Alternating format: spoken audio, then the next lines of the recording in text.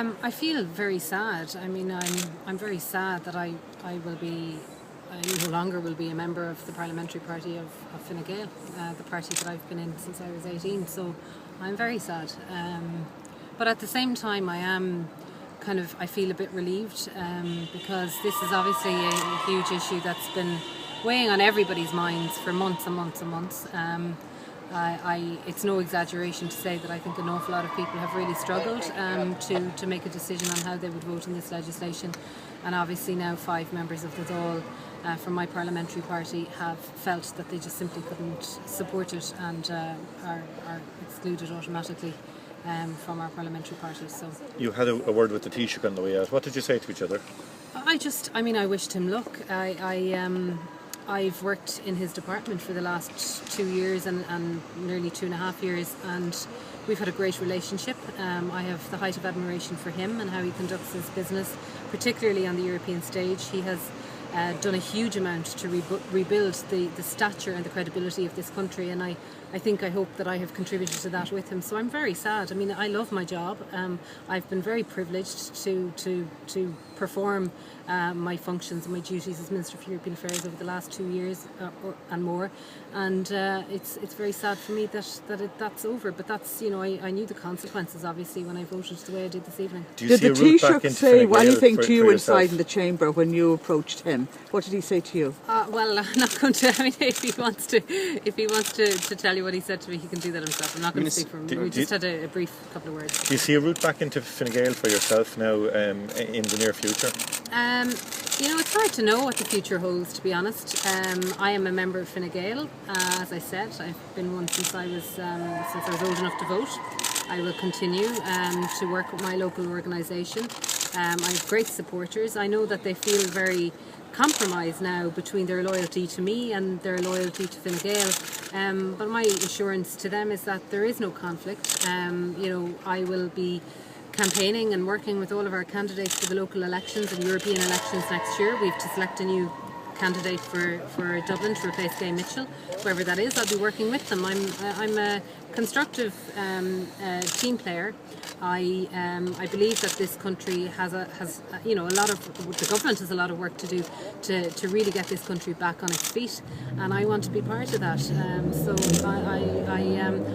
I hold no rancour or bitterness or anything like that. I'm very sad, but I genuinely wish Enda Kenny and all of the government the very best. Are you going to resign from your junior minister? I think I'll have to do that, yeah, because otherwise it would have to be delayed until the cabinet meet, and I don't think that would be in anybody's interest. Lucinda, some of your colleagues said that they resented being put in this position where they had a general election commitment that they felt that they should honour, and they resented being put in the commitment where they had to vote against that. Do you resent being put in that position? I think life is too short to be resentful, but I know my own mind, and I know that we made a clear commitment for the last election. I repeated that commitment. I meant it. I held it sincerely, and unfortunately this legislation is a breach of that commitment, and that's why I couldn't support it. That's the bottom line.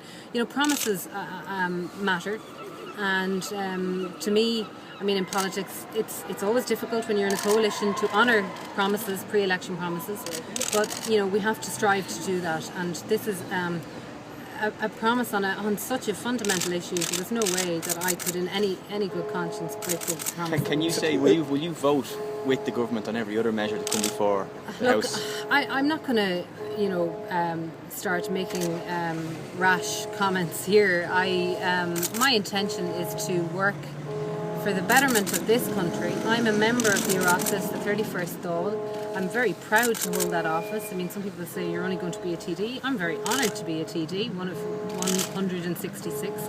Probably too many in my view, but anyway.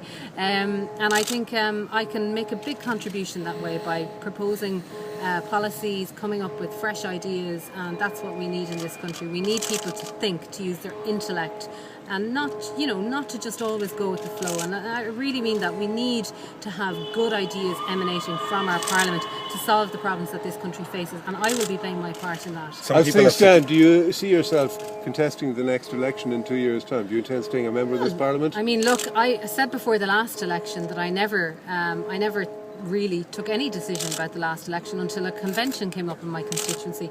I really do not want to be a politician that spends the 5-year period between one election and the next simply campaigning to get re-elected. I've never been one of those politicians, and I don't intend to become one. Some people have suggested you might run for Europe next year. Is that something that might be on your mind? Absolutely not. I can definitively tell you I have no intention of running for Europe, but whoever is the Fine Gael candidate, and I have some thoughts about who I'd like it to be, I will be giving them all of my support. And any thoughts on, there's been a lot of speculation about you leading a new party, setting up a new party. Any thoughts on that? No. I've no such grand ambitions. I'm just, look, this is a huge shock to me. I mean, even though I suppose I've known how I was voting, it's still a big shock to find that you're suddenly out of your party and, have to carve out a new sort of existence in Leinster House, and that's what I want to do.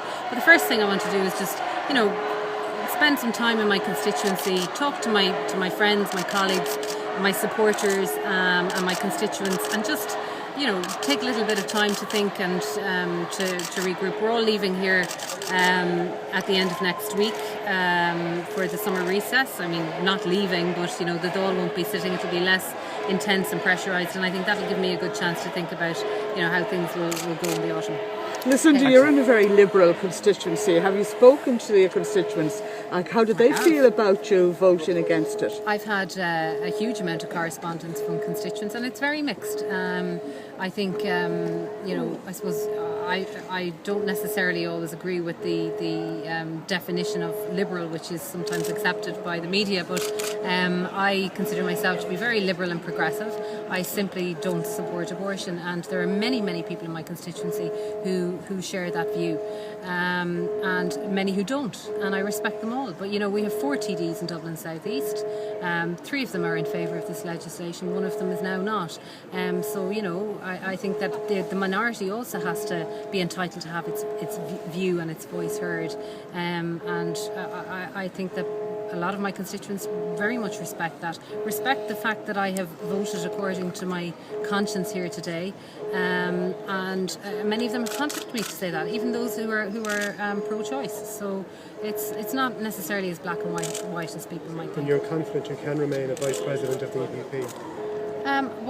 Yes. I mean, I'm elected. I was elected at the EPP Congress in Bucharest last November for a 3-year mandate, and I will be fulfilling it, and I'm looking forward to it.